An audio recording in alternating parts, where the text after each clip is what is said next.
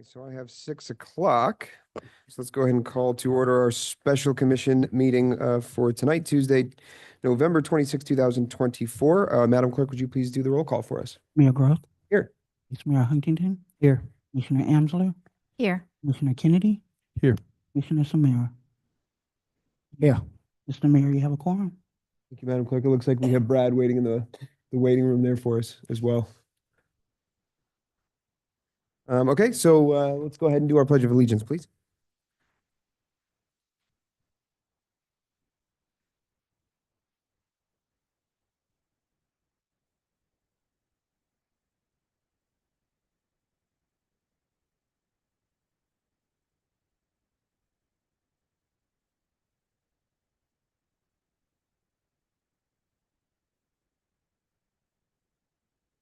Okay. All right, so let's go ahead and get started with our public comment. We'll start with those here in the log cabin. It doesn't look like we have anyone on Zoom. So we'll do the log cabin, and just a reminder, name and address, please, and public comment is limited to 3 minutes. Thank you. Can I ask you a question? Where's the Zoom link? 'Cause it's not on the agenda. I'm looking at the agenda. It's not on there. I see, oh, it's on the agenda itself. I see. Okay, never mind. Bob Used to being Anderson, separate. You have to be. 11905 Northeast 11th Place. I want to start off with something a little different that happened today, and I'd like to thank the police department for it. We have an elderly couple that lives across the street from us, and they stopped by to do a welfare check to make sure they were okay. The elderly people, neighbor, let them know that they didn't have any hot water. And so one of the officers went to check the water heater. It's a gas water heater. It's part of a shed fastened to the side of the house. When the officers went around there to check on it, they could smell gas. So they immediately turned the gas off and started checking. They had fire department come out to go ahead and check for leaks. And they had TECO. And come to find out, there was a deteriorated pipe inside the gas water heater. And I can imagine if they didn't stop by for doing the welfare check and a couple of days of gas leak, what might have happened. So I want to really thank the police department and thank the chief for a quick response. Now going on for why the meeting is. You have 2 candidates. In my mind, living here for all the years we've lived here, serving on the commission, there should be only one choice. And that's the person that's sitting here right now, Al Childers, that has proven himself extremely capable to the village, and he has a background, he knows what he's doing. For what we're going through in this village right now with the administration, this is the time to get a professional in here, not somebody who's learning. Thank you.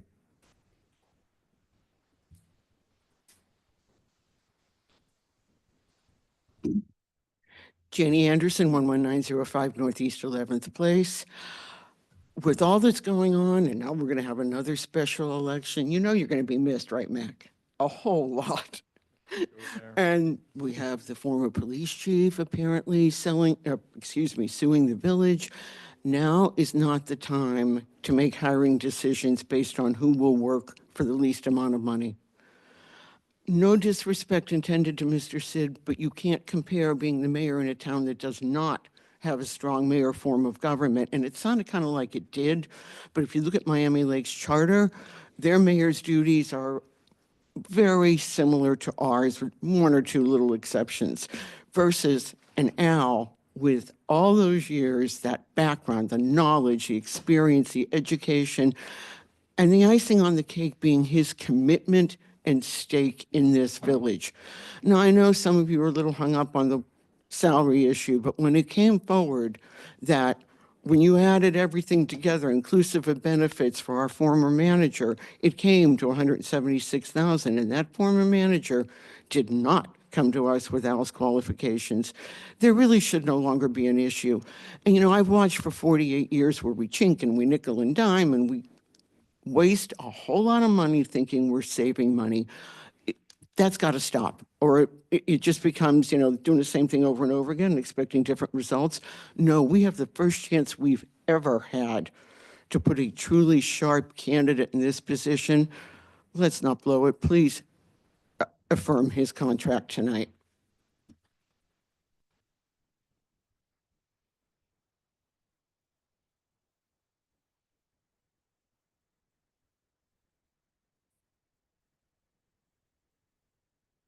Linda Dillon, 712 115th Street. First, I want to say that I think Al is the most qualified person that we've had in years. I don't have anything negative to say about him one way or another. But I do have one thing to say, and that is I am concerned that the position was advertised for 100,000. And we had several other people who were willing to accept that level. And we may have had more people apply if we had announced that it was going to be a negotiable salary. What I would have preferred is that Al would accept the 100,000 that as it was advertised. And then if he was going to apply for the full position, then go for whatever amount he felt he was worth, which I think would be the moon. Thank you.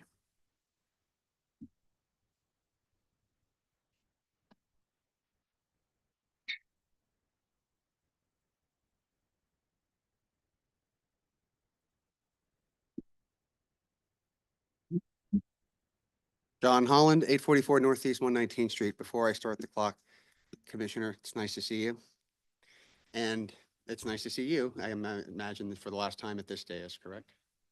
Probably, possibly, we'll see. Thank you for your service and for your dedication. My thoughts on this whole thing are this. If the only reason for voting no is because, Linda, I hear your concerns, and I've heard other people's concerns about the fact that the job was advertised at 100,000.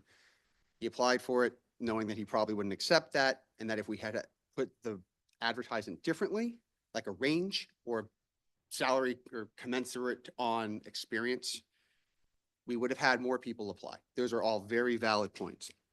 But I think that if the only reason for voting no is because we advertise 100,000 and that's not what Al is willing to accept, I just wanted to give my perspective as someone who's been in corporate America, and I don't say that with pride. I wish we would have been an entrepreneur, done something different, but I've been in corporate America for a shamefully long period of time. This is not at all uncommon, especially when you're looking for senior level positions. People will apply for an ad, CFO of a firm, you think it pays this, they don't advertise, okay. And then you get candidates, and usually they're within the range, but sometimes you get someone who's just too good of a fit to let go, and you stretch. And in this case, we're not even stretching outside the budget, right? We're staying within our means. And the way I want you to think about this is, if this helps with the hang up, is to think of it as like a consultancy engagement. Another thing I've learned from being in corporate America in a long time is that consultants are really, really expensive. And the reason they're really, really expensive is that A, they're usually really, really, really good at what they do. And B, they can add value. Their job is essentially to add value beyond their time frame while they're there, to build a roadmap, to build a strat plan, to birth something, right? So taking the eagle in hand tonight and approving this contract gives you a couple of benefits. One, it keeps the current momentum that he's been building in the last almost, 2 months now, doing this job essentially for free for 2 months, without losing any steam. But also it gives you guys time on the commission to really think about what are we comfortable paying someone for the long term? What is this position really worth? Advertise it properly with a range or verbiage to say we're flexible depending on experience, and then see what you get. And that gives you time to really take your time and make the right decision instead of rushing into something. So again, I emphasize the idea that if you view this as kind of a consultancy engagement, and Al, on his side of the bed, might decide there's not a number that I can put out there that they're going to be comfortable with, and maybe he has other things come up. He does have the experience. He is a good candidate. Maybe something else is going to come his way that will make this job less attractive. So while you have him, maybe perhaps it's a short-term goal to say, hey, we're going to give you what we can out of our budget, the number we agreed to, but part of your thinking needs to be, you might not have this job in a year. Build a good roadmap so that whoever does take this, if it's not me, has some really good to-dos for the next few years, that you don't get someone inexperienced who would take a longer time to get to those ideas and to itemize that strat plan. Thank you. Thank you. I do have rehearsal tonight, so I'm sorry I can't stick around and watch all this, but I will be listening as much as I can on the earpiece. So if you see another name on the thing, it's probably me.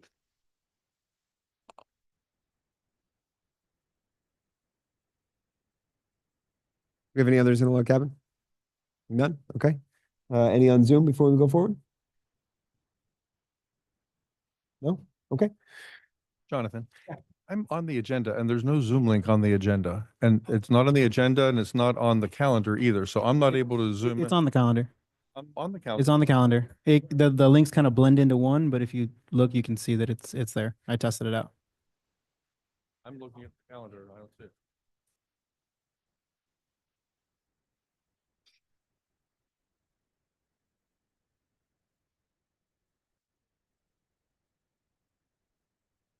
Bingo.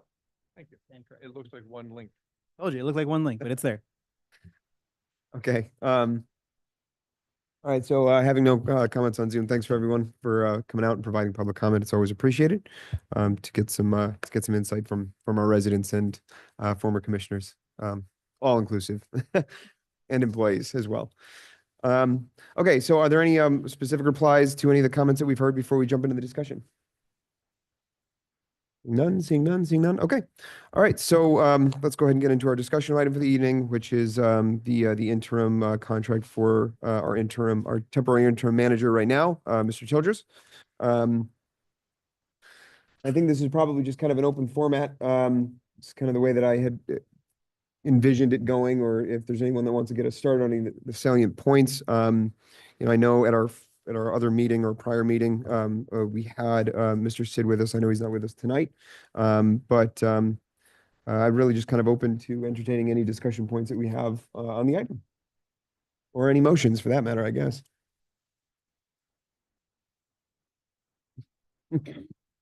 Anyone like to volunteer? It's going to, I will. Sure. I stated my case pretty clearly last time and my position hasn't changed, so I'll keep it short. I'm happy giving Al the position, but not at the compensation that we discussed. The points have been made by some other people in the room, and I made most of them last time, but I'll repeat very quickly. The position was advertised for $100,000. We advertised it as such. All the applicants applied knowing that. We had one at least stand up and say, yes, he understood and he was willing to do it for that money. And Al knew that, and he applied for the position for 100. At no point did we indicate that there would be any negotiation going on. It's a 76% pay increase over what we advertised. I find it a bit insulting to the people who applied and were here prepared to be part of the conversation that we jumped on someone very quickly. And I'm sure they all understood why. Al kind of was the leading horse in the race. But that on top of that, we then launched into an enormous salary increase that was not advertised or indicated in any way. So I think it's insulting to them that the job was offered to Al and then at a much higher rate. And then we stood here with Al at the podium and negotiated that with him live in a meeting. And I dare say, had we advertised it for $176,000, I wonder who else we would have gotten. There were some very qualified people on that list. The ICMA was aware that we were advertising this. And had we advertised it for 176, I wonder who we would have gotten if that were what we wanted to do. It wasn't what we decided we were going to do when we decided to move forward and how we would move forward and at what amount. So doing it after the fact feels a bit like a bait and switch. In terms of it being a negotiation, I don't respect that kind of negotiation when it's done after the fact. I wouldn't want any manager negotiating on our behalf like that. Whether we get a better deal or not, negotiation should be handled in a certain way. And I don't feel it was a very respectful process or very transparent process. I've had some residents contact me and say things like, does it open us up to litigation? I have no idea. The fact that we advertised it at one rate, I hope Brad would advise us that it is or it isn't. But the process really bothered me. It really, really bothered me. And I left here, well, we were prepared to talk about it last week, but between that special meeting and the November meeting when we meant to discuss it, I thought about it very open-minded, prepared to look at it from every direction, and I have since then. And I'm still stuck in the same place. I'm still stuck that I don't like the process. It didn't feel genuine to me. It felt a bit like a bait and switch. I don't like the fact that, Al Childress is a qualified professional municipal manager, and he has made mostly his entire career of it. If that was his desire and intent, he could have and should have asked for that and made it clear to us. Not a commissioner on the day as saying, I think we're not paying him enough. He's the guy, he advertised for the rate, he advertised at that rate, and now we need to pay him more money. It's our job to mind the budget, and I understand we're still staying within the total budget, but it's not what we budgeted for that position when we advertised it. So I didn't like the process, and I didn't like the fact that Al didn't ask for it, that it was offered to him. It didn't feel genuine to me.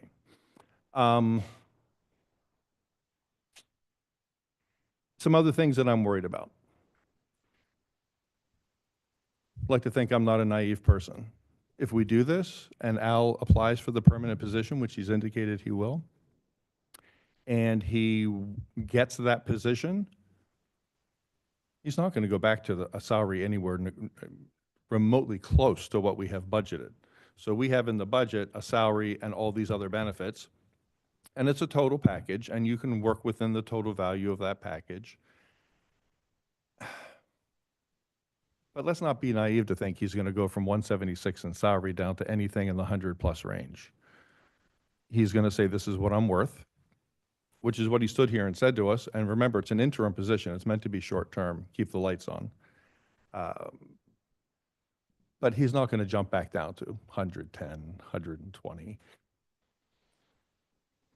And keep in mind that we have 2 charter officers here in the village.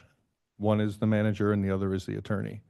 If you do this, and their pays are comparable to each other, the salary part of it, at any rate, it would only be reasonable that we would do the same thing with the attorney.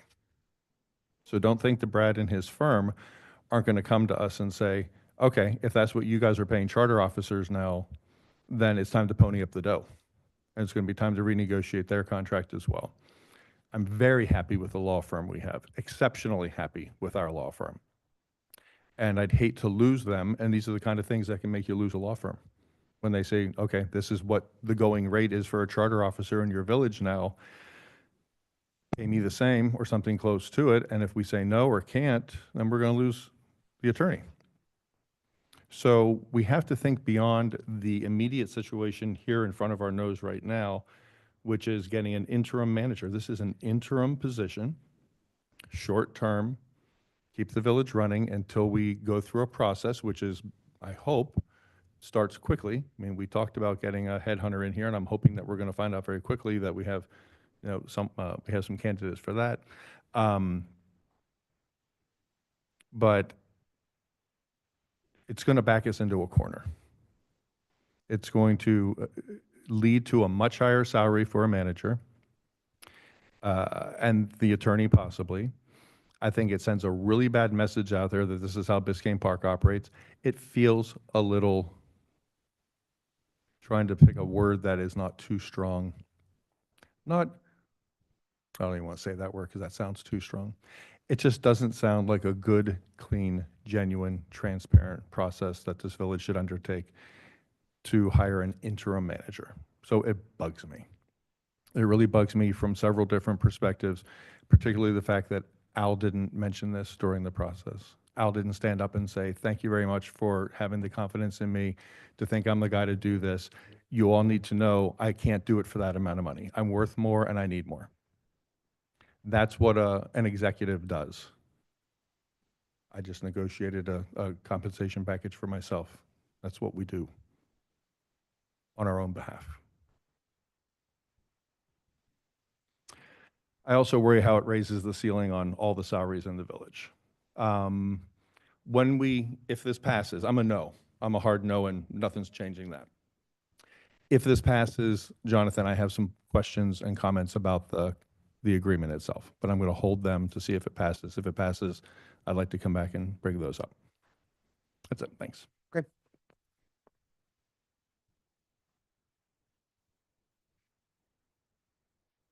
Okay. Yeah, I'd like to reply to that. First off, as you ask around when hiring this level of manager, then the salary is always negotiable. Any manager or any prospective candidate who applied should have known that at senior level positions like this, salary is always negotiable. I'm sure this commission, when we set up the advertisement, did not even anticipate we would get a candidate like Al Childress, but we did, and we have to take that seriously. He is offering to stay within our budget, so we're not going over budget. And let's really look at this advertisement. Qualifications, 8 years of progressive senior level experience, at least a bachelor's degree in the field. Our second candidate, who came very close to being our pick, in my opinion, doesn't meet those qualifications. So if we're willing to change the qualifications for a candidate, salary should be in the same realm where we negotiate. We were negotiating qualifications, we're negotiating salary. To me, it's a no-brainer. We're staying within the budget. We're getting the best candidate by far. And to say that $100,000 is within the realm of possibility and that Al might go back to that, no, he probably will not. But if you look around the county, no one is working in this position for $100,000. The closest would be Village of El Portal, right down the street from us at 145. And that agreement, that manager is allowed to have a second job. We require that our village manager does not, so we have to compensate them for such. Al has the experience, he has the respect in the field, he has the education. He needs to be compensated for that. And one thing I've learned through all this, that Al, everyone said, is a man of his word. Al has worked for the last 6 weeks, unfortunately because of me, 2 extra weeks, without a contract. He could have at any time put the keys on the desk and walked out the door if he wanted to, and he didn't. He stayed by and he did good work and saved the village a lot of money and a lot of heartache with things he found in the last 6 weeks. To me, it's time we treat Al right and give him the contract he deserves.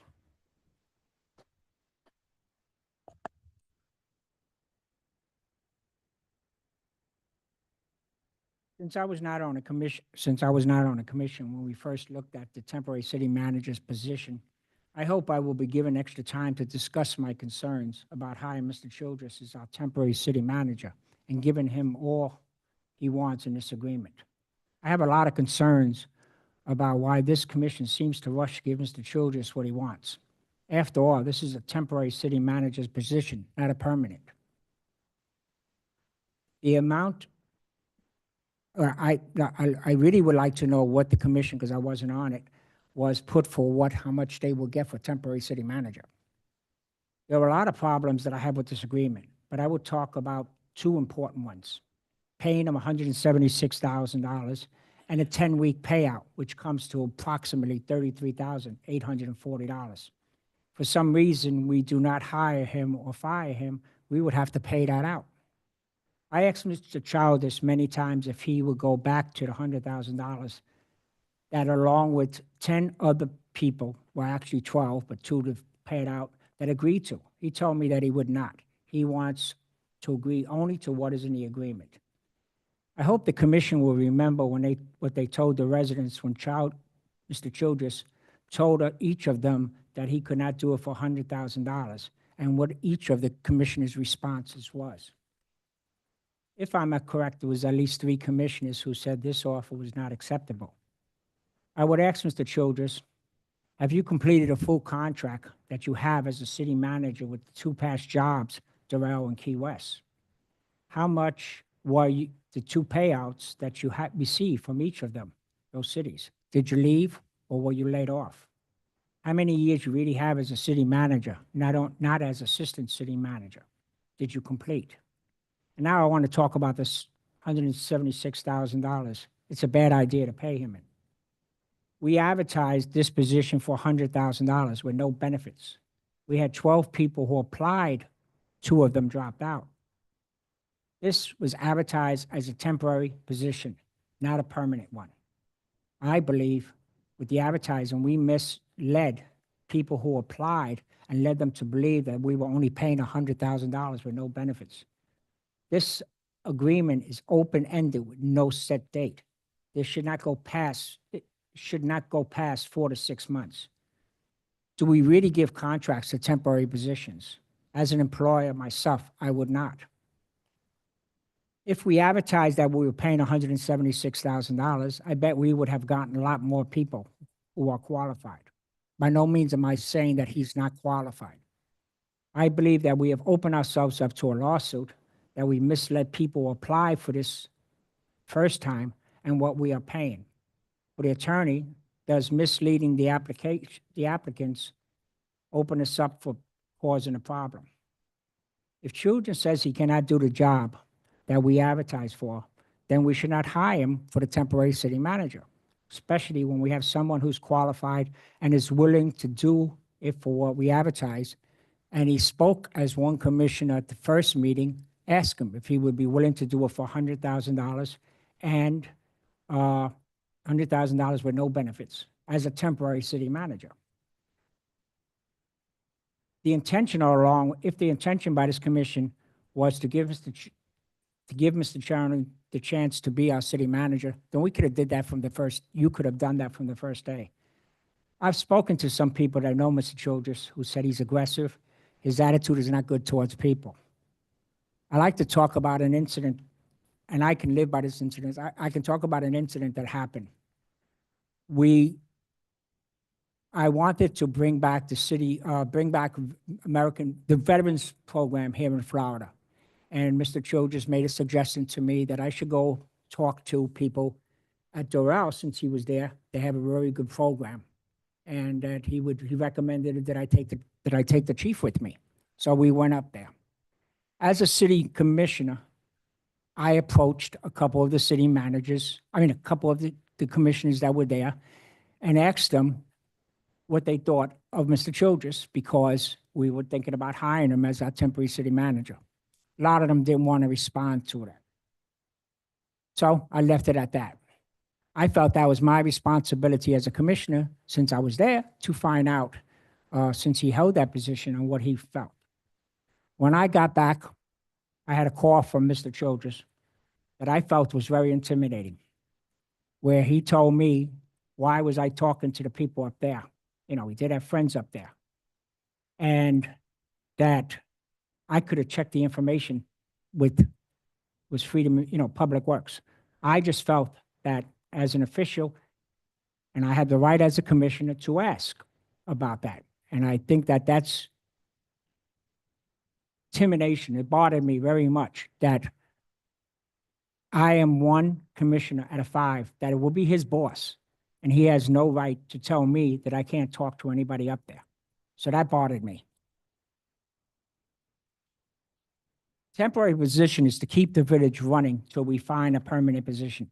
I think if the commission would have started from the beginning and said that we're looking for a permanent, after he applied for the temporary city manager and said, we think he's qualified, let's go forward with the permanent city manager's position. I don't think that we had to advertise again and say we're going to do a permanent. We could have selected him as permanent manager at that time. We are giving payouts to a temporary position that we can replace him at any time in normal. If we have advertised the position for $176,000, we might have gotten a lot of qualified people. If you want to hire him as city manager, then just say it, that you want to have him as city manager, and I don't think you have to go on with the process. So again, tonight we're talking about temporary city manager, not whether or not he's qualified to be permanent city manager. Thank you. So my answer is going to be no.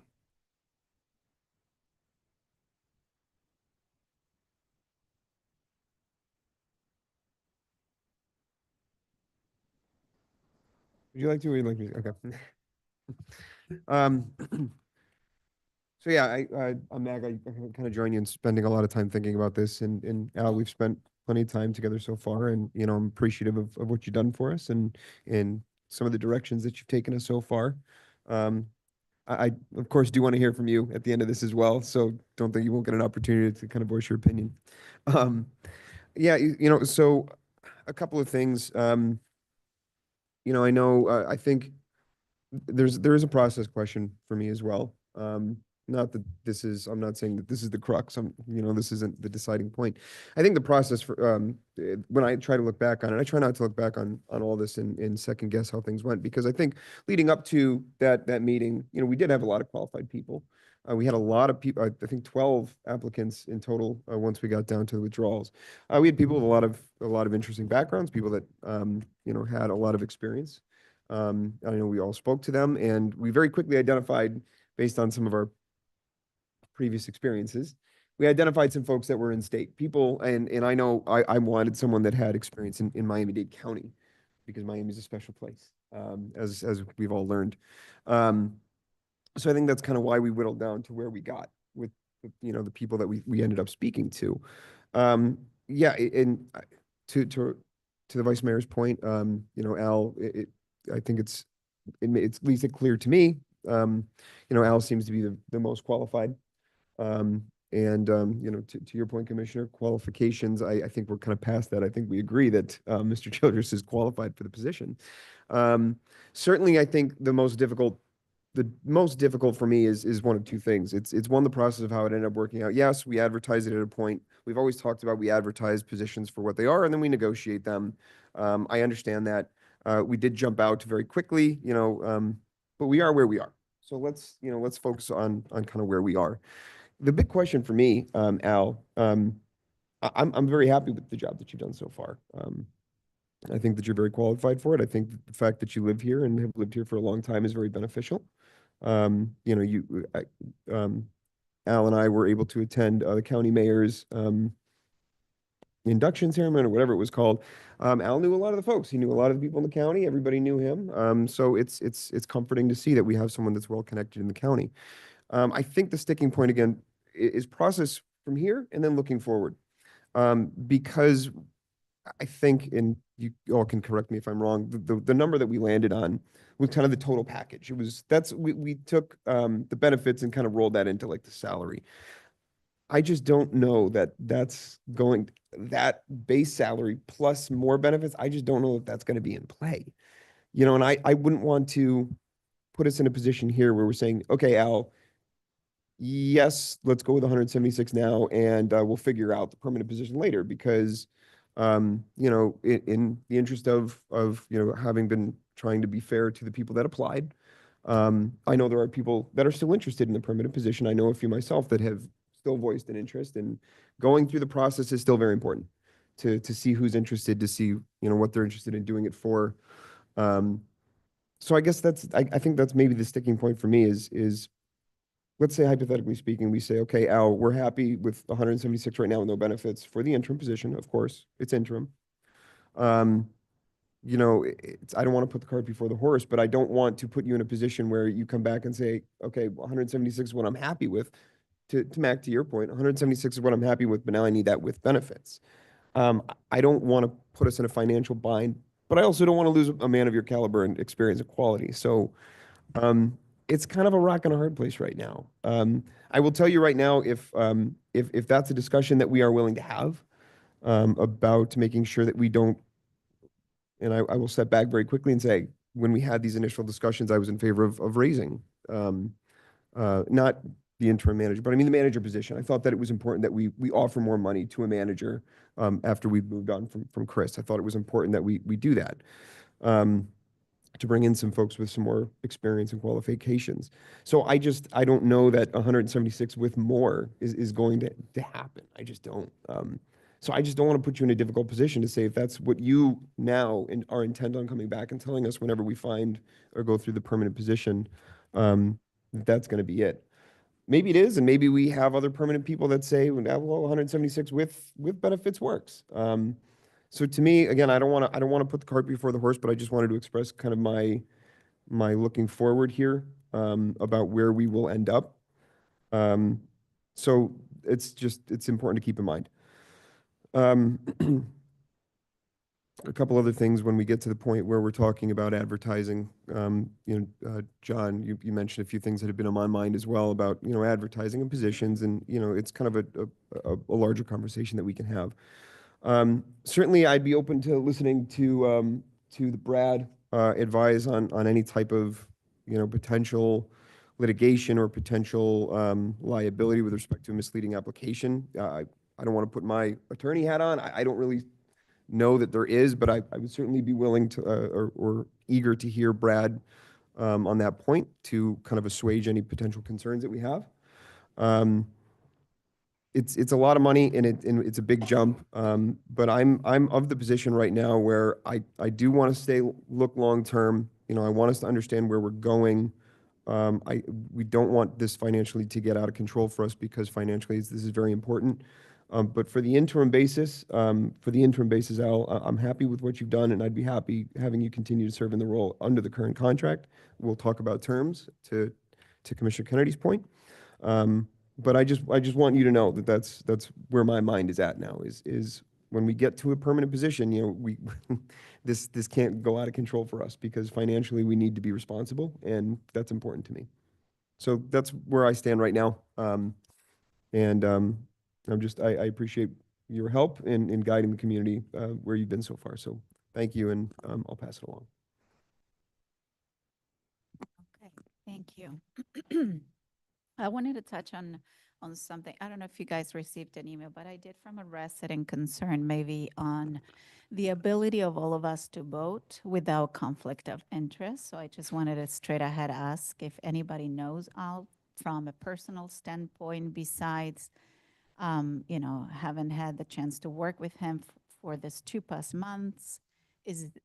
Are all of you able to vote? And want to make sure I say that out loud. I'm guessing we all are. That's what we're discussing because I've had people come forward and sort of raise that concern. So in my perspective, everything has been done in a transparent way. I do understand that the negotiations maybe took us to very quickly a number that we weren't expecting to talk about, but that's a different subject. With that said, I wanted to answer the first question. So do you guys know Al in any other way besides I do not. interactive?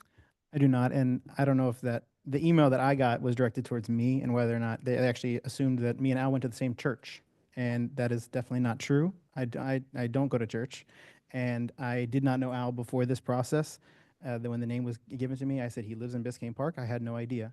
So I want to assure everybody that there is no conflict of interest. Me and Al do not go to the same organizations, whether it's church or any other professional or social organizations. We did not know each other before. Okay, I appreciate you saying that. So that's cleared. Yeah, so that meant, because I talked to Brad about what that meant, and also I just wanted to put it out. All right, so in terms of the work so far, I mean, I've had the chance to closely work with Al. I've already told you this. I appreciate very much your style, what you've done for us in this 2 months. We needed a seriousness to the role that comes with your experience. So for what you've done, thank you. I also have very much my concerns about the budget and what this means in terms of setting precedent. I also have concerns in terms of what it means presenting this to other candidates. All the points you've all made are very much valid to myself as well. Here's the reasons why today, going back and forth, doing some research, I was debating whether he's worth it or not. We are due for an increase on this position long-term, period. I think we all know that. I think advertising for 100 was a mistake. We put $100,000 with no benefit. It was going to attract a certain caliber that does not match what people are getting paid in the county at all. And so I think in my experience, and I interviewed everybody except for one person that really didn't match what I was looking for. The rest, I talked to everybody. A couple of them stepped down when I spoke about Al. And they said, well, you already have him. Like, I'm out. You don't need me. So I thought that was very, that was amazing. People that knew you and then knew your experience can speak about that. And I didn't enter in negotiations with everybody, clearly, but I can tell you only saw 2 people show up for that meeting when we made the decision. And these are the 2 candidates we're currently talking about. There was another one, never had the chance to talk about. It wasn't in my top list either. So I was happy to see that the 2 people I was considering from the 3 were here. And that means a lot to me. You have to be here in the meeting, and you have to say what you're looking for, and you have to say what your price is and all of that. So I think that makes a very clear process, and that's a check for me, okay? The position advertised at 100, again, we're gonna get the opportunity to see what the position is worth once we go to the consultant that's gonna guide us. We cannot continue to do this ourselves, sort of, COLA dictates 6% increase. I'm gonna tell you, our budget has increased since fiscal 2021 about 42%. And that position only about half, not even 18%. So that means a lot of the budget we've allocated everywhere else except when it comes to the manager, except when it comes to staff. So I think we need to really pay close attention to the standards that we are asking, and the type of people we're asking to do the job come with a certain price tag. And so in my exploration and talking, Mario Diaz is the president of the Miami-Dade County City Management Association. And it's a long name. I don't know if I said it right. He has sort of that information in terms of how many years of experience do other managers have, what's the current salaries, all the benefits. And so looking into all of that, I can tell you nobody at the level of experience of Al would be committing to 100 grand. And it is also coming from corporate, a very, very normal thing to do, to go for the moon and then look somewhere in between. I think that in between where we can land, which is our max budget, it's not even what he could apply for any other place. He would go and get, paid a lot more than this. But it's an interim position. It's temporary. I'm not making suggestions as to, is this going to be long-term? Because I was going through that and we discussed that with Al, like, do you want this long-term? And again, I think the focus is now. The now is this position is interim. We need it for a short period of time, maybe 4 to 6 months. It's within the budget. It's what we currently have allocated for. So $112,000 plus benefits add up to 176. Al is asking the 176. Again, less than what he would have been paid anywhere else compared to all the other, including El Portal, with benefits. The restrictions we have currently in the contract versus other cities as well, all of that is part of the evaluation. So is it a lot of money for us? It is. And it is because we haven't been good at making sure that this position stays competitive over time. We've been allocating the budget, again, to things we need and we feel is important. And I hear you. It's a lot to ask now to go to 76% increase from a salary-based perspective, but that's not what we're doing for the permanent position.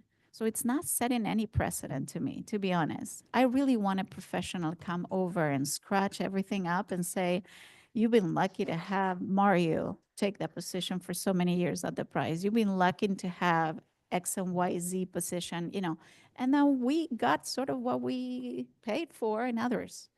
I want to be fair and have an analysis on this long term. Again, permanent, temporary position, we have the budget. So with that said, I also, Al and I had a meeting this morning and, going back and forth into what this meant, I was sort of feeling like you, Jonathan, when it comes to, do we have the money? Is it too much? It is. I'm 100% on board to go ahead and spend what we said we were going to spend for the temporary position. What I have found Al to do in this few 2 months, transitioning with Chris, is a lot of experience, a lot of seriousness, a lot of process, a lot of understanding on the back end, things that none of us haven't ever been in a city manager position before. We can understand it's required, but he knows the insights as to what questions are we not asking. And I think a lot of that is what I thought. And it made me feel very comfortable with work with him. That experience is exactly the sort of guidance I'm looking for to make the decisions we need to make. And for that, I appreciate it. And it's also refreshing for someone to come and say how much they're worth, to be honest. Most people would go and negotiate, and you were very clear. You're like, this is what the position is worth. And again, we're going to find out when we go long-term and explore that with a consultant, but I think we do it to the village to hire. Right now, we have it. He's been doing it for free. So just literally let it be for 6 months. It's in the budget. It's not an increase of our existing budget more than what we already approved, which was a 6% year over year, which is under still the increments that other cities have seen, which is not even half of the increase we've seen over the budget. So again, all of these things and all the analysis mandates that for me, he's the right person to keep on board. The other thing I thought it was very important, the experience after the year we had with the previous manager who had no experience, it's even more crucial. The things that I've been able to sort out are in the midst of sorting out. The looking into the different departments as the police department, when it comes to public works, when all the different departments, again, it's very clear the experience comes in handy for us when you can have someone just very quickly being able to make a few changes he's done because he understands what it takes to do the job right. And so I want to say thank you for doing it for free for 2 months. I really want you to stay committed for me, this is not, interim does not mean we stay afloat. For me, interim, and you have within your power, as we have seen, no other or different power or less power than the permanent position. So I want that to continue. You never show shy of I'm just interim, so I'm not going to take full action. You have all that, and I'm hoping to continue to see stepping forward on that. Will you be here long-term? I don't think so, because I think, again, you might have other opportunities out there to the level you've been exposed. I hope you consider when that time comes and we have a better appropriate salary exploration, but I want to continue to see from you the next 4 to 6 months, whatever it takes us to find the permanent position, as engaged as you have been. And thank you for that engagement so far. So it's a yes. Okay, just want to thank the commission for the discussion points on this. I think it's important. Feel like we might have done it a little out of order, Al, so I apologize, because I probably should have given you an opportunity to speak before we all spoke, so my apologies on that point. I know you've already heard a lot. I don't know if there's anything specific that you'd like to talk about. I know Commissioner Kenny has some questions about the contract. I have a couple of questions as well. If you want to wait, you wait. Okay, all right, that's fine. As I understand the will of the commission right now, we have a majority on the contract, at least the contract amount and term for the interim position. But there's a couple of questions on the terms of the contract that we'd like to talk about. I have a couple things that I'd like to talk about as well. You want to get us started? I'm happy to lead off with mine. Okay. Okay, so it's a short list. Section 4. Put my screen here. The term. It says towards the end, it says, it is the intent of the parties that children shall partake and be compensated for a transition period of 10 days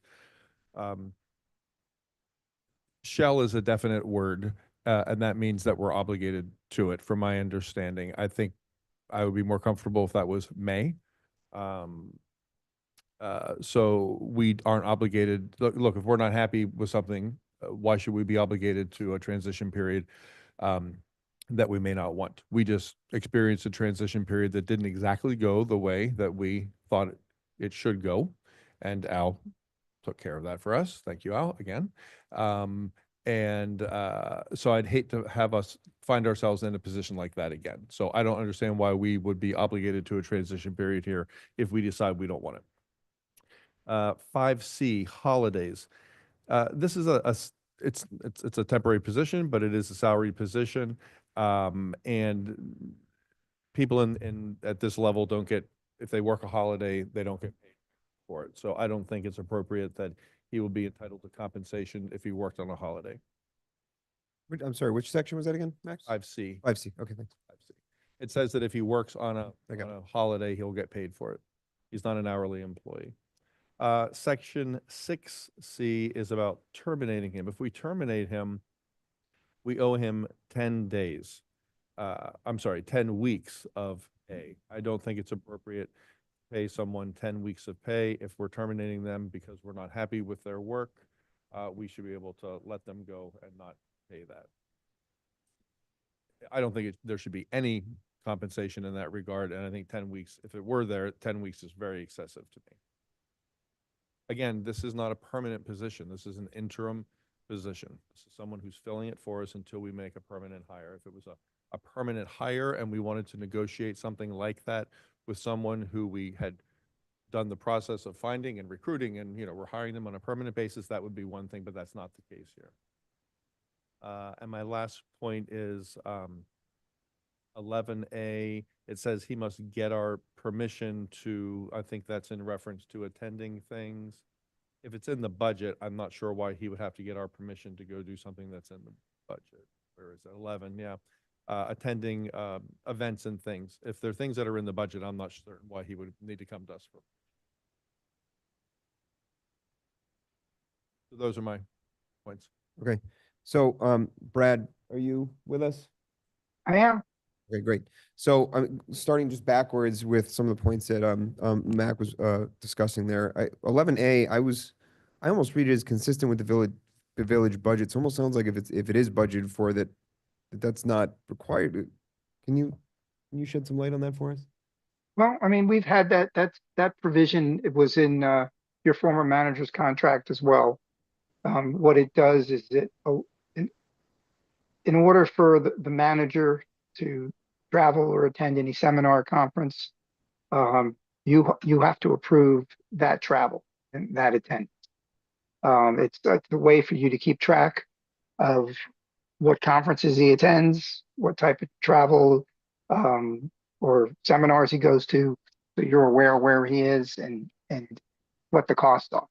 If your budget generally has a general provision for a certain amount designated for conferences and seminars.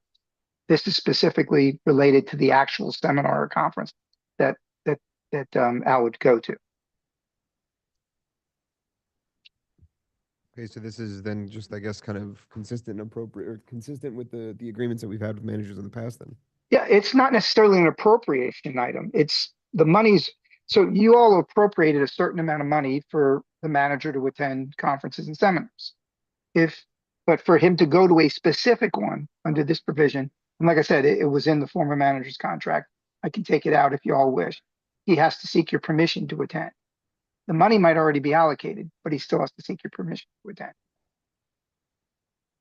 I mean, if it's been in there and that's kind of the way that we've operated and if it's consistent with the budget, I don't know that there's much need to amend it. Okay. And again, just running backwards there, I know at least 6C, the severance, I think that was the recommendation there that be removed or altered. So the severance provision was not in the original agreement that I drafted. Mr. Childress made that request. So Okay. I put it in there so that the commission can consider it and have that discussion with Mr. Childress at this time. Okay. Okay. Since I brought it up, Brad, am I understanding this correctly? Let me make sure my concern is what I'm thinking it is.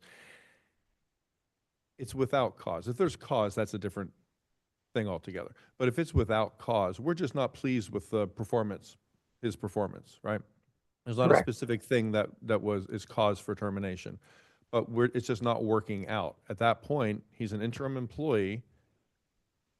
You're and going to we're give him not 10 weeks. pleased. We would have to pay him 10 weeks of pay. That's how that We provision would have to reads. give him a 10-day transition period and pay him 10 more weeks of pay. Well, the 10-day, no, so that's different. They're talking apples and oranges. You had mentioned the transition period. We can talk about that in a minute. Okay, The let's just do the 10 transition weeks. period, I'm sorry? Let's just do the 10 weeks then. We Yes. would be required at that point, hey, no harm, no foul, nothing specific that you did that was like some Right. egregious thing. We're just not happy and we're going to move on to another interim person. You would owe him Here's 10 weeks, weeks. Yeah, That's correct. that's unless it's for cause as defined in the statute. okay. That's, again, respectfully, Al, that's a huge ask. That's an enormous ask. Mr. Mayor, can I respond? Yeah, of course. So under Florida statute, any employee that has a contract employee, if you're a police chief had a contract, under Florida statute by statute, you have to give them 20 weeks severance package. It's required under that statute. So Is this an employee?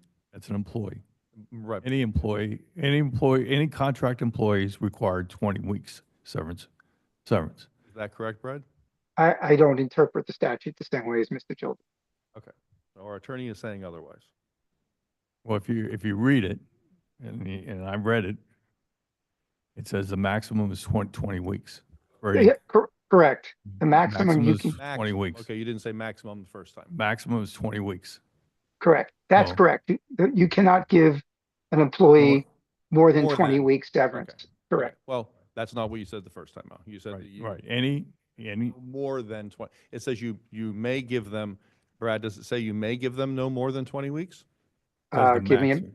I'm pulling up the statute. I don't think And does it require any amount of severance? While you're looking, what's the statute, please? it's I'm sorry. I just pulled it up. 215.425. Just give me a moment.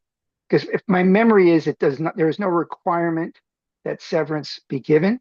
However, you cannot exceed 20 weeks if you were to negotiate a severance. And it also requires you to put a provision similar to the provision I put in here into the agreement, which says that that employee would not be entitled to severance if they committed misconduct as defined in Florida statute 433-03620. So I'm just looking at the provision. It's subsection 4A. 4A. That gotta go back. Sorry, 215.425 4A. And it just basically says a unit of government that enters into a contract or employment agreement or renewal or renegotiation of an existing contract or employment agreement that contains a provision for severance pay with an officer, agent, employee, or contractor must include the following provisions in his contract. And then it goes into the provisions. One is the prohibition, as I said, for misconduct, cannot exceed 20 weeks. And it specifically says in here, this subsection does not create an entitlement to severance pay in the absence of this authorization. So there's we're not not obligated. There's You're no not obligation. no, there is no obligation, but if you are to give a governmental employee a severance package, you must comply with this provision with regards to that severance. Okay, so back to my point, it's excessive.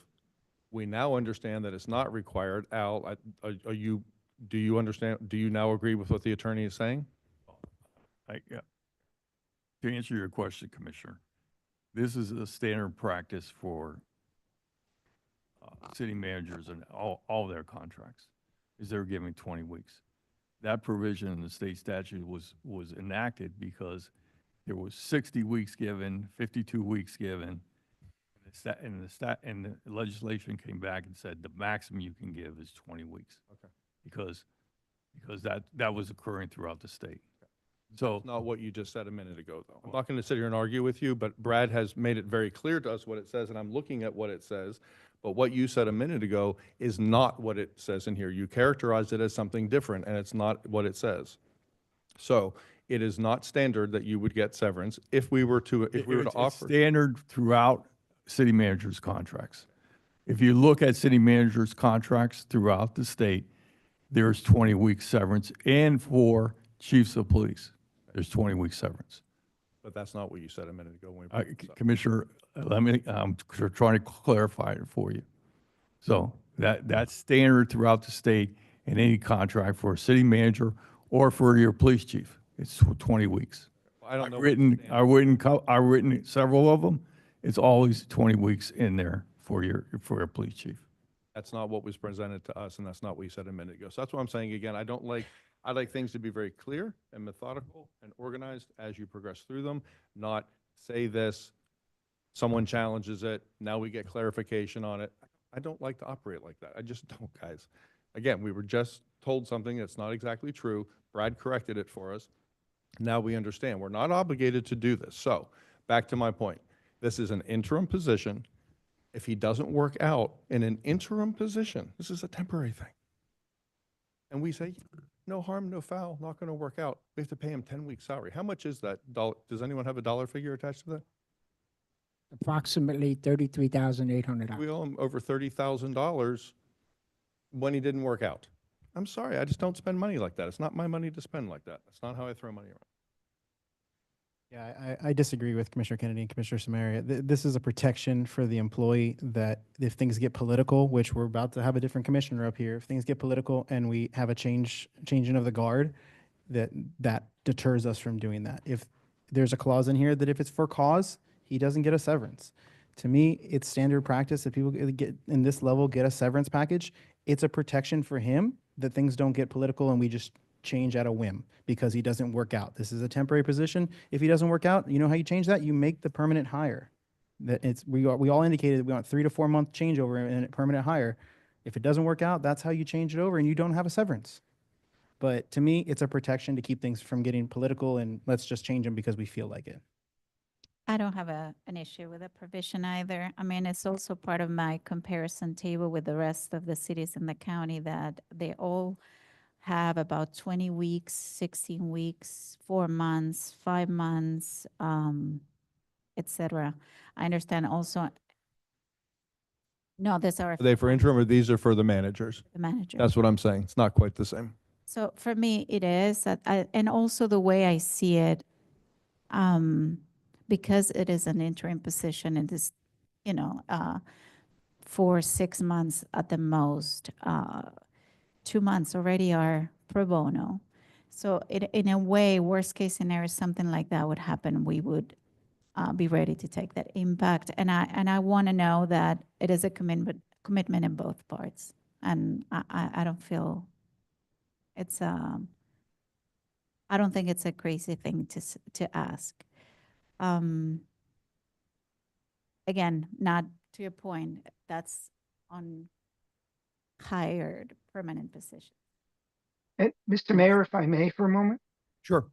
Please, So Bill. just to clarify, because I've heard a few members of the commission make the statement, that as far as the term of this agreement, this agreement would go retroactively, back to November 8th of 2024, when Mr. Childress was appointed as the interim. So there is a retroactive compensation in this. So You're right. just because Yes. I've heard several of you say that it's Yes. not being compensated for 2 months. That's if the agreement is approved as is, that's not correct. Okay, thanks, Brad. I appreciate that. Commissioner? Mr. Attorney, do we give contracts for temporary employees? That's number one. And I still have a concern with the 2 payouts that Mr. Childress had at the last 2 jobs that he have. I'm concerned that for some reason, we can get stuck as a, as a community for the payout being very high. So, I mean, I would like to, if it's possible, Mr. Childress could explain the last two jobs he had in the payouts, because there could be good reasons why he got it. Thank you. Well, I can't address Mr. Childress's payouts in previous jobs. So that I have no knowledge of and I can't address it. As far as your first question was what? I'm sorry, Mr. Commissioner Samara. Do we give contracts to temporary employees? Well, you don't give contracts to any employees in the village. So the only contracts that are given out in your village is for charter officers, which in this case is the manager or an interim manager. And you have a contract for your village attorney, the firm that represents you as a village attorney. There are no other contracts that I'm aware of for any village employees. And yeah, that stands. With this the negotiation, if this was done today for permanent position, I have no problem with this negotiation going on. But this is for a temporary position right now. This is not for the permanent. Permanent, we can discuss, he can negotiate. I have no problem with Mr. Childress saying he's worth even $1 million. I respect that. But this is for a temporary position. And I think we need to stick with what it's about, temporary position. Commissioner, can I just understand the position that you want to take? Are you taking the position that you're not you're not in favor of any contract at all, regardless of the terms? Well, for temporary, I can get rid of you if, say tomorrow, I don't want you because I have somebody else that I'm hiring. Well, he's going to be entitled to some money. And I do have concerns about his last two jobs that he had. What was the payouts for? I mean, it was a lot of money. Mr. Mayor, if I will, I don't see how the payouts that Mr. Childress received from two previous jobs has any bearing on what we're talking about here. We're here to discuss this contract, not his previous contracts in life. I just want to understand if Mr. Commissioner, if it's your position that because he's a temporary employee and we don't give them contracts that you're not in favor of any contract, then I understand that you kind of have a standing position that you do not approve. That's fine. But as far as the severance go, he's not entitled to it if he resigns. He's not entitled to it if he does something where he's terminable for cause. This is just termination. If we all as a board, or as a commission, excuse me, choose to terminate him for, not for cause, just because we don't want him here anymore. So I understand kind of what you're talking about. I just want us to stay on track with, it sounds to me, and I don't want to put words in your mouth, but it sounds to me you're not in favor of the 10 weeks. Is that right?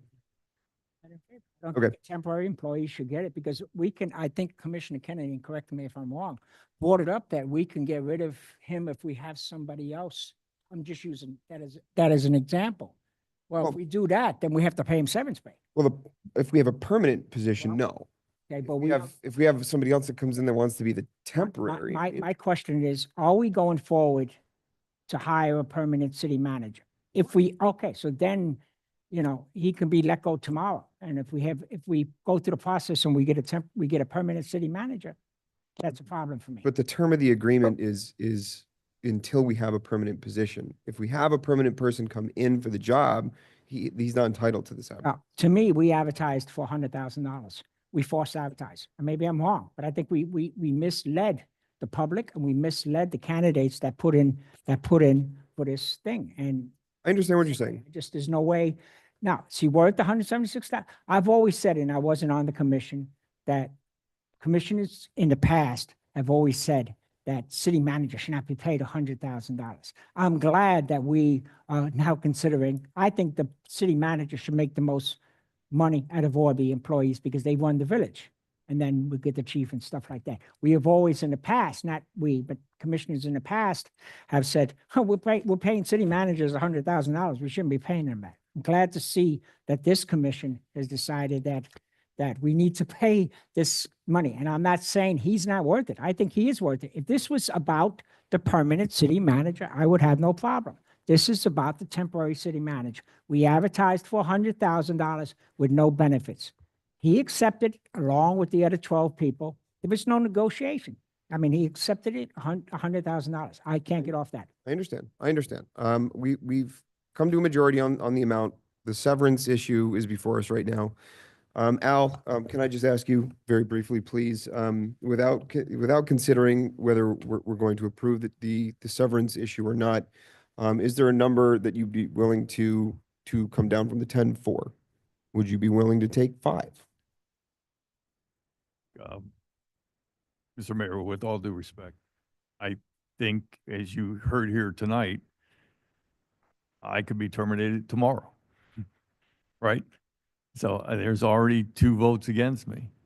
I think I'm going to give up a lot by even taking the interim position and taking my name off several job opportunities. So I think when I was looking at it, 20 weeks was what statute provided, and I thought 10 weeks was fair. If I'm fired just because of a decision I made, which I thought was the right decision for the village, we're not talking about being fired for cause, we're being fired for non-cause. But to be clear, you just said it again, the Florida statutes do not provide for 20 weeks. They provide for no more than 20 weeks. You said it again, they do not provide for anything. We're not required to give it at all. I just want to make sure we're always stating things very clearly.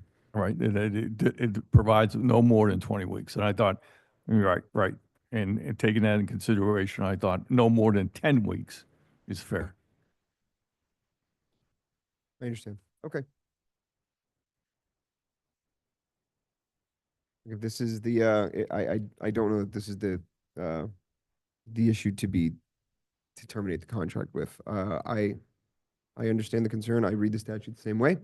But to move us forward, I'll say let's just be comfortable with that one and move on. I think the next one, Mr. Mayor, Commissioner Kennedy had a question about 5C. 5C. So, which is 5C. dealing with the vacation. Correct. So I, to be quite honest, and I spoke with Mr. Childress about this while I was drafting it. I kind of wrestled with how to do this because, as Commissioner Kennedy is correctly stated, Mr. Childress is a salaried employee. Generally, salary employees get paid their salary. And whether or not they're present or not, they get paid their salary. If they work 40 hours in 1 week, they get the same salary if they work 60 hours the next week.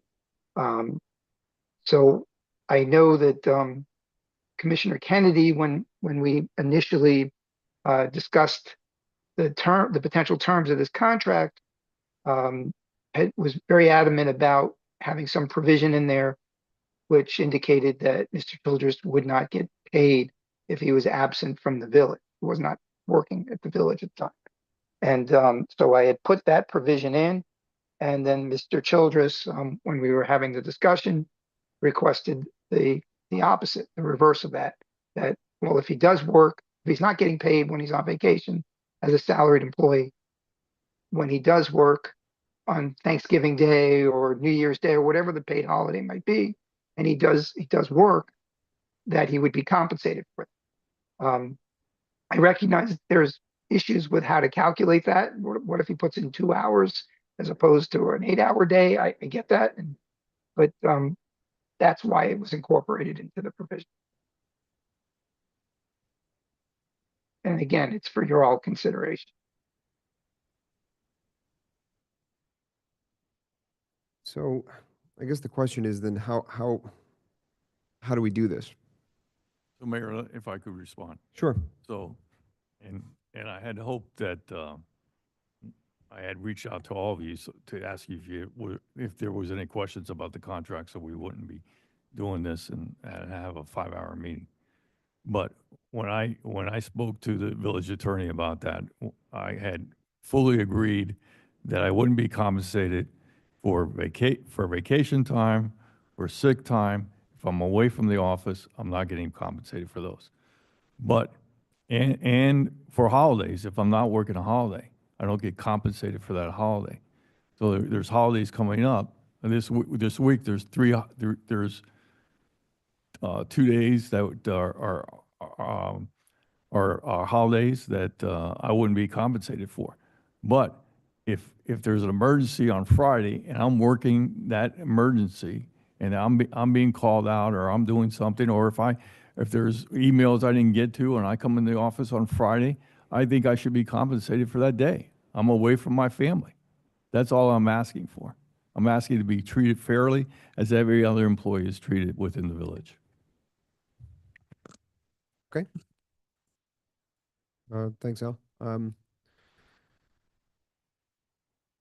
mean, I don't want to say it's contradictory. I don't know that it really is. But Brad, can you just, based on what the manager has just said, I guess, for being compensated for being in the office working, is that your interpretation of what this section reads? That's what it's intended to. So, and I guess an alternative to this, or to this provision, would be to compensate him for the same paid holidays that the village employees are paid for. So, and I think that's a middle ground, if you're all looking for a middle ground. And it would quite honestly be a lot easier to keep track of. Because again, as I said, I don't know procedurally. The payroll manager is going to have to deal with this. I don't know procedurally how you keep track of a salaried employee and how many hours they work on a vacation day when they're not supposed to come in. And what I mean by that is if he works 3 hours during Thanksgiving on Thursday, he comes into the office and works 3 hours. Are you paying him for 3 hours? Or are you paying him for an entire day, 8-hour day? And I don't have the answer for that. That's more procedural. I was trying to incorporate the commission's wishes in the agreement, and then also incorporate Mr. Childress's asks in the agreement, so that you all, as a collegial body, could look at it and make the determination as to what is acceptable and what's not acceptable. Okay, no, I appreciate that, Brad. Thank you. The reason that I ask is because that's the way that it reads to me. It seems that that's kind of reaching a middle ground. So I think that probably works, but I'm open to the commission on to hear what anyone else wants to say about that.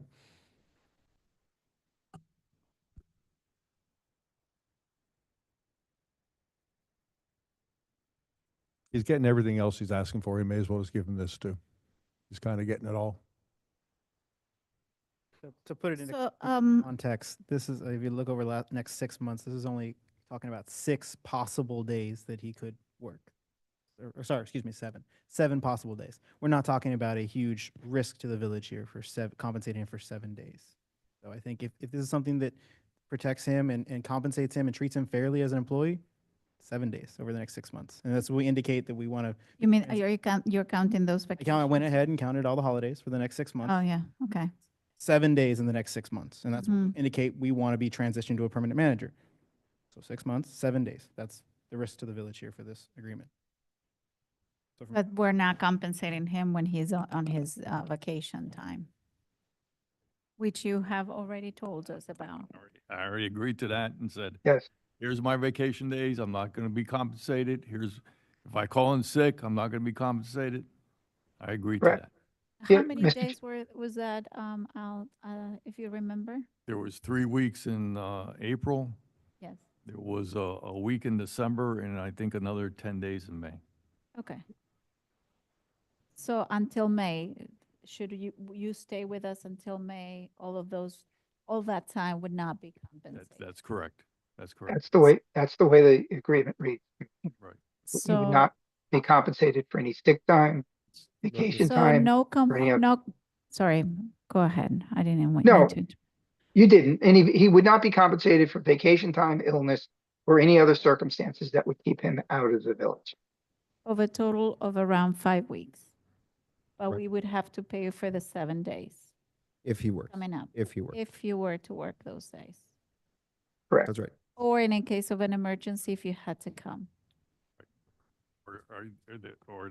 Your village attorney is asking for a compromise, Yeah. which I fully. Mhm. Well, I'm just making a suggestion. I'm not asking. I'm just making a suggestion of a compromise if you all are stuck on this provision. This provision does. Yeah, I'll just leave it at that. It doesn't, well, I should say, it doesn't apply to it doesn't apply to weekends, if that's what you're all considering or thinking. It's only those days that are designated as paid holidays for the rest of your employees that Mr. Childress would be compensated for if he were to work one of those paid holidays. So those So are when the- your employees are getting paid, but they are not at work. Got it. And then the issue will be how we track this in a way that it's transparent and at the same time follows through with the contract.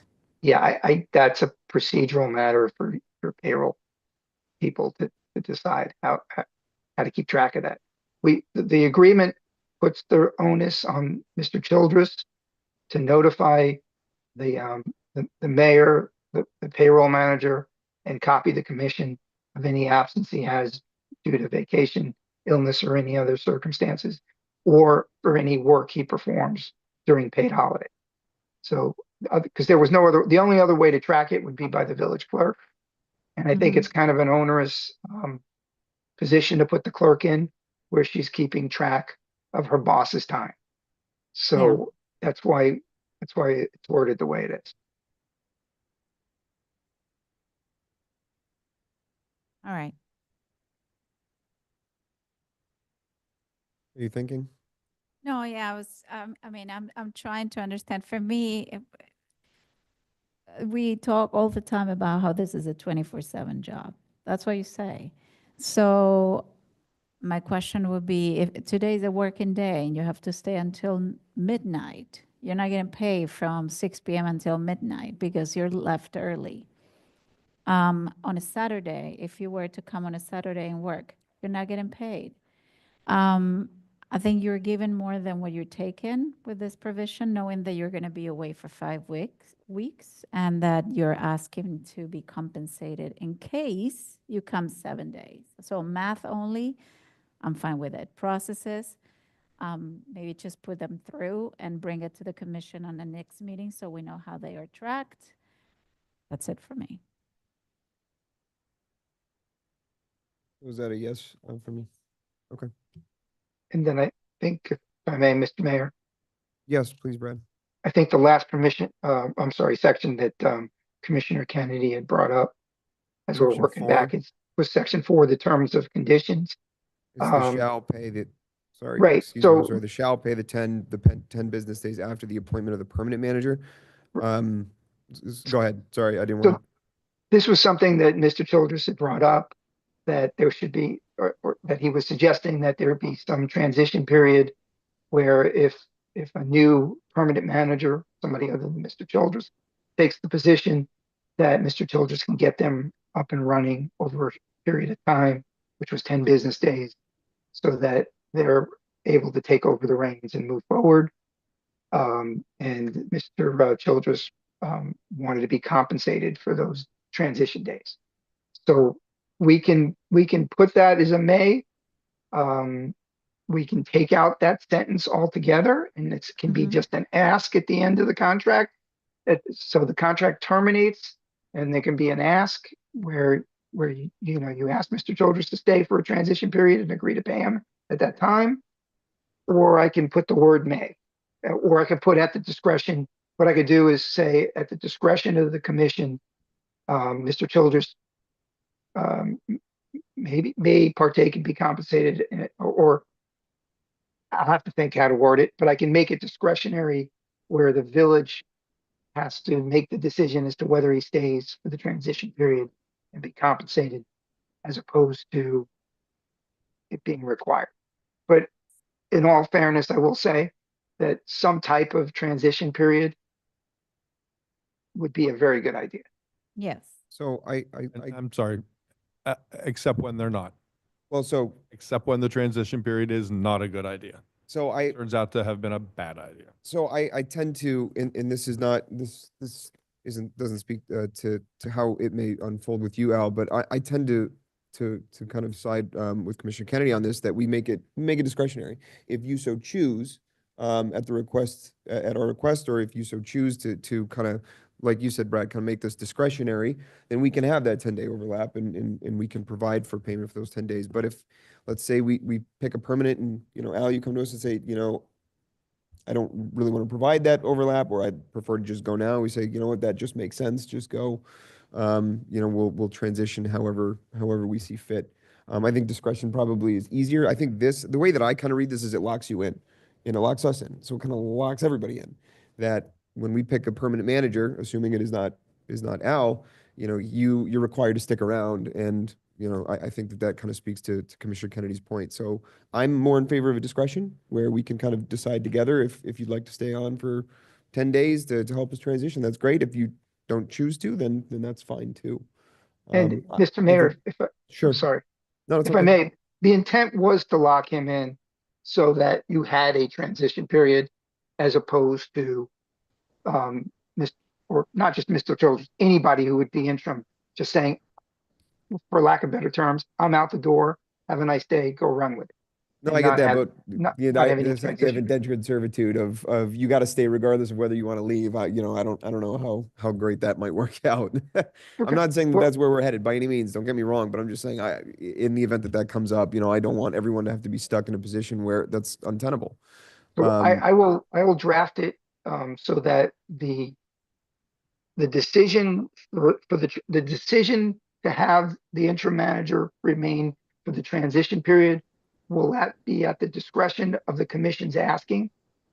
And if accepted by the interim manager, he will be compensated for the 10-day period of transition. So something like that sounds fine to me, but I'm certainly interested in listening to the rest of the commission before you just go ahead and change it. No, I You get it. know, I'm just proposing it. I understand.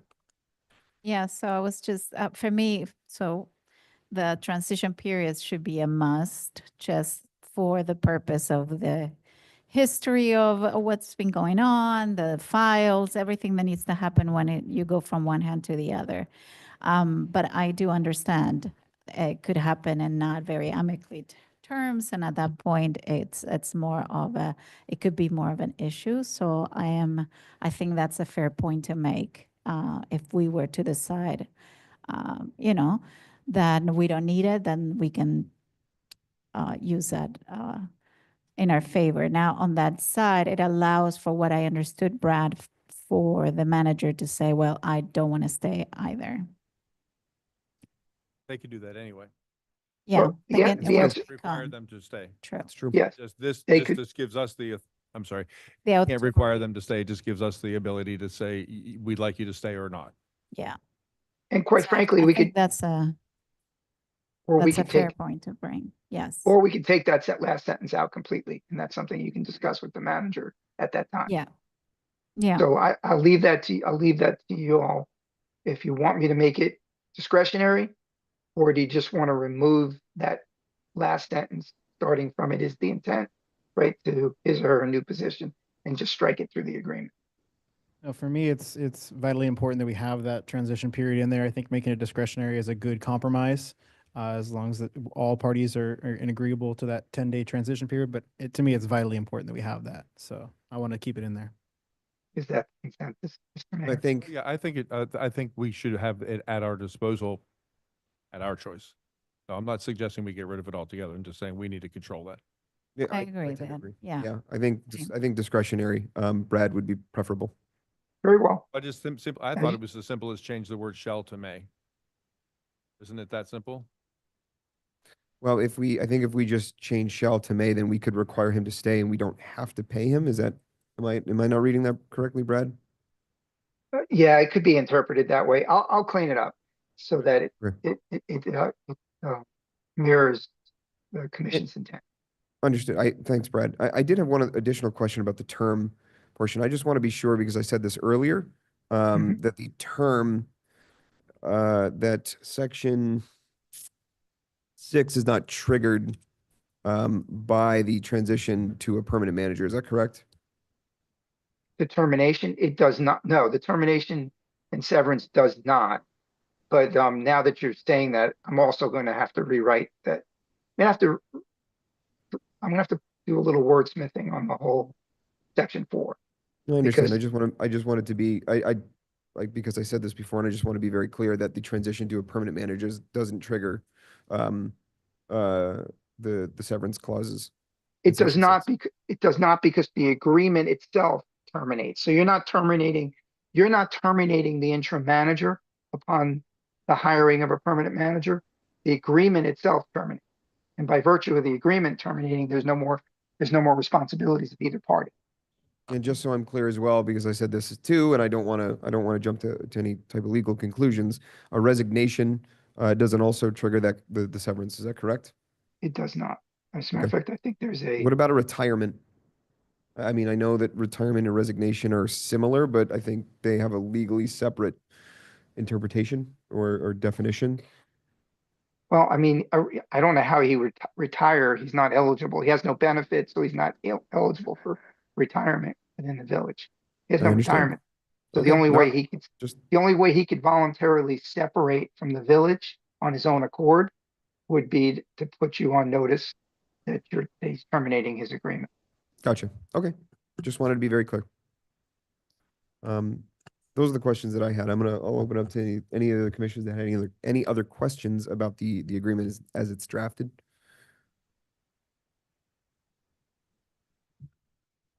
No? Commissioners? No? Okay. All right, so then I guess Brad, subject to some of the additional edits you're going to make, I think we have a majority agreement on the improvement.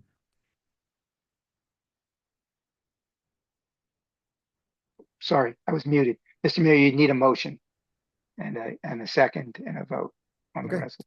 Do we have a motion to approve the contract as it shall be amended by the attorney? Motion to approve the contract as amended. Do we I'll have, second that. all in favor? Aye. Okay. Just, Sure. is that saying that we're gonna be giving them the 176,000, or we're just saying that for the contract? Well, that's just for the term of the interim position, correct? Yes.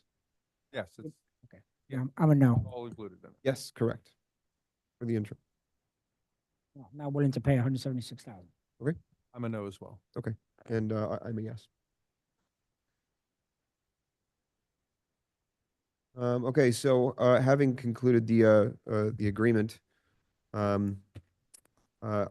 did we want to, I know this, I guess this technically isn't on the discussion, but it's related to this, and we talked about it, but the headhunter for the permanent position, did we want to just check in on the status of that, Madam Clerk, very quickly before we go to adjournment?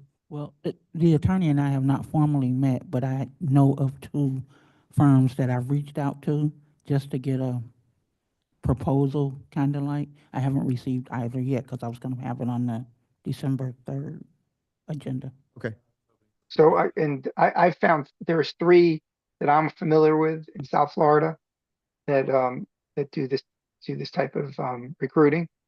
I'll get with the clerk tomorrow. We'll compare notes and we'll get those proposals.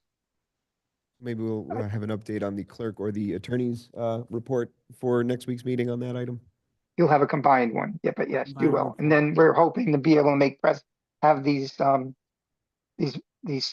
two or three firms make presentations in your January meeting. You could select one of those firms to move forward, and then we can move forward with the with the advertising selection process. Okay. Well, I'll be looking forward to the update at our regular commission meeting then. Okay, so having concluded our discussion item for the evening, do we have a motion to adjourn? Motion to adjourn. Second. All in favor? Aye.